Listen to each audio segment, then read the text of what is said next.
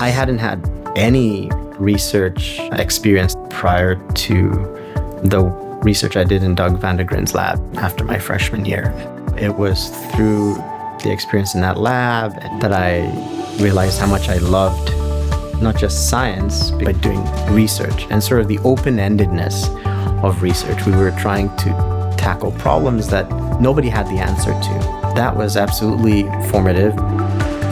The work we do in my lab is broadly motivated by energy.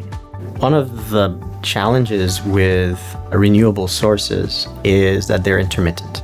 And so they necessitate efficient storage mechanisms. In many cases, we are not yet at the stage where these storage mechanisms are as efficient as we would like them to be.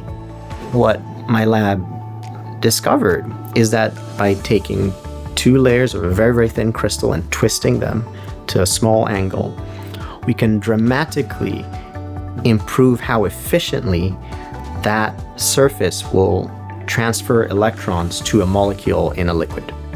And so this particular work that we did, I think, exemplifies an approach of my group, which is to be open-minded about taking problems, methods in one discipline, and to think about how we can translate those ideas over to tackle problems in, say, chemistry.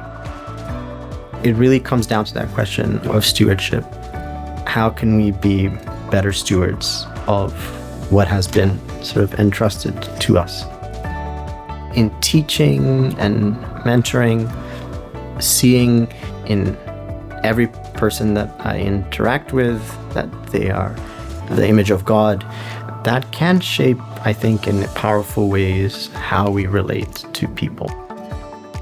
Those principles are derived critically from my beliefs, my faith, and what I learned to think about much more deeply here at Calvin. It's certainly made me place a high value on the undergraduate research, even though I still have PhD students and I still have postdocs. The way I mentor my undergraduate researchers in my lab, I think that's been inspired by the models that I saw in the department here at Calvin and how those faculty invested so much in us. And hopefully many Calvin students can bring this idea of stewardship to tackle some of the looming challenges that we have.